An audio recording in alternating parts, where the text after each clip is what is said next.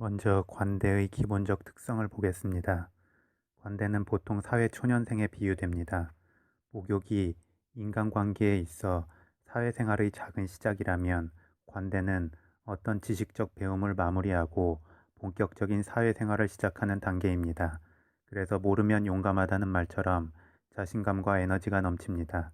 본인 스스로는 충분히 배울 만큼 배워서 이론적 무장은 완벽하기 때문에 못 해낼 일이 없다고 생각을 합니다. 그래서 자기 주장이 강하고 저돌성이 있게 됩니다. 그런데 경험적 완숙미가 갖추어지지 않았기 때문에 좌충우돌의 시기가 따라오게 됩니다. 그럼 다음으로 관대의 장점을 보겠습니다. 관대는 자신감과 에너지가 넘치는 만큼 활동력이 좋습니다. 그리고 독립적인 성향을 갖게 되기 때문에 어려운 환경에서도 결국은 뻗어나갈 길을 찾게 됩니다. 또한 사회초년생답게 무조건 사회의 체계에 따르기보다 자신의 생각을 가지고 움직이려 합니다. 그래서 계속 시도하고 도전하고 부딪히게 됩니다. 이는 진취적이고 도전적이며 모험적인 모습으로 나타나기도 합니다. 다음으로 관대의 단점은 이론적 배움은 있었지만 아직 경험이 제대로 쌓이지 않은 것입니다. 그래서 열심히 행동하는 것에 비해서 결실이 작거나 머릿속으로 생각하는 이론과 실제의 모습이 다르게 나타날 수 있습니다. 또한 자신감과 에너지가 넘치기 때문에 주변과 충돌하거나 반발심이 생길 수 있고 독단적으로 어떤 일을 밀어붙일 수 있습니다. 그런데 또 이런 좌충우돌의 기운과 과정 때문에 비로소 경험이 쌓이고 다듬어지며 관대의 다음 단계인 건록의 흐름으로 넘어갈 수 있습니다. 다음으로 관대를 십성론과 연관하여 보겠습니다. 음양오행과 십성론의 특성을 통해 관대를 바라보면 관대의 기운 발현이 조금씩 틀려짐을 알 수 있습니다.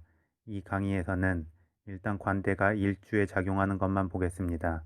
화면에서 보시는 것처럼 관대가 일주에 작용하는 것은 병진일주, 정미일주, 무진일주, 기미일주, 임술일주, 개축일주가 있습니다.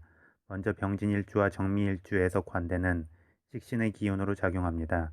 그리고 둘 다 천간의 기운이 화기운이어서 화생토로 이어지는 흐름의 속도가 빠릅니다.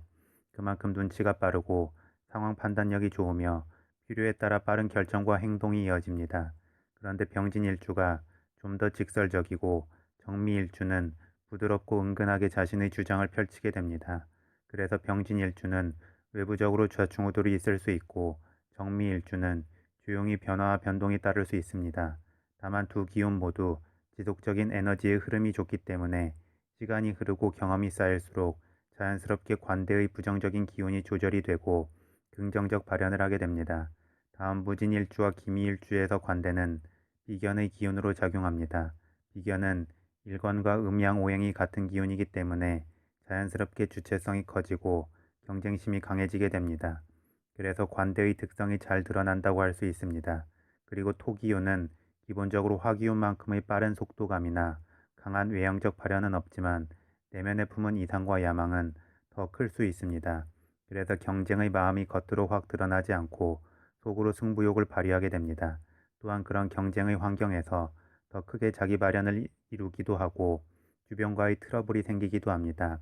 더불어 겉으로는 강하게 자기 주장을 펼치지 않지만 속으로는 자기 주관이 강하기 때문에 너무 압박이 심한 조직에서는 답답함을 느낄 수 있고 본인의 영역이 어느 정도 보장이 될 때 더 자신감을 가지고 일하게 됩니다. 또한 시간이 흐르고 경험이 쌓이면 계속 조직에 있기보다 자신의 일을 하고자 하는 마음이 발동하게 됩니다. 나아가 무진일주와 기미일주는 강한 독립심과 가족에서의 중심성을 갖기 때문에 장손이든 아니든 집안의 기둥 역할을 하게 됩니다. 다만 이러한 특성이 자신의 형제, 자매나 부모님에게는 도움을 주지만 자신이 베푼 만큼 돌아오지 않기 때문에 아쉽고 고독감이 느껴질 수 있습니다. 다음 임술일주와 개축일주에게 관대는 평관의 기운으로 작용합니다. 평관의 기운은 극기심과 돌파력이 있는 기운이기 때문에 임술일주와 개축일주는 어떤 난관에 부딪혔을 때 강한 의지를 가지고 이겨내게 됩니다. 특히 임술일주와 개축일주의 지장간에는 인성의 기운이 자리 잡고 있기 때문에 관대의 특성처럼 자신감과 자부심이 내면에 자리하게 됩니다. 한편 임술일주의 술토지장간에는 정인의 기운이 있고 임술일주 자체가 양기가 강하기 때문에 직설적인 저돌성이 발휘가 됩니다. 반면 개축일주의 축토지장간에는 편인의 기운이 있고 개축일주 자체가 음기가 강하기 때문에 적절히 상황을 의심하고 곱씹으면서 차분하고 진중하게 난관을 헤쳐가게 됩니다. 그래서 임술일주가 몸으로 좌충우돌하는 편이라면 개축일주는 머리로 좌충우돌하면서 경험을 쌓게 하게 됩니다. 마지막으로 관대의 해석에 대한 편견을 보겠습니다. 사주에서 관대의 기운이 강하게 작용하면 부부관계가 안 좋을 수 있다고 말을 하기도 합니다. 관대의 직선적이고 독단적인 특성 때문에 그렇다고 설명을 합니다. 그런데 관대의 기운이 사주에 있다고 해도 집성론적 관점에서 관대의 직선적 성향이 조절이 되거나 아니면 배우자가 직선적인 성향을 잘 다독이면서 받아주는 사주라면 결코 부부관계가 나쁘지 않습니다. 따라서 관대의 기운만 놓고 부부의 궁합관계를 판별하기는 무리가 있습니다. 다음으로 관대는 지지 삼합을 이루는 병과 태의 기운과 합이 좋다고 말하기도 합니다. 그런데 이 또한 12운성과 지지 삼합만 가지고 판별하기 힘듭니다. 다만 이런 건 있습니다. 한 사람의 사주 원국의 전체 특성이 정말 관대의 특성이고 다른 사람의 사주 원국은 병의 특성이나 태의 특성이 주도적으로 드러나고 있다면 충분히 어울림은 좋다고 할 수 있습니다. 왜냐하면 관대가 직설적이고 자신감이 넘치는데 병의 기운은 그런 좌충우돌하는 기운에게 경험의 지혜를 나누어 줄 수 있습니다. 더불어 태의 기운은 아직 자기 주관이 강하게 형성된 상태가 아니고 방향성을 필요로 합니다. 따라서 태의 기운은 관대의 독단적 기운과 충돌하지 않고 오히려 그런 강한 자신감이 태의 기운을 이끌어 줄 수 있어서 어울림이 생깁니다.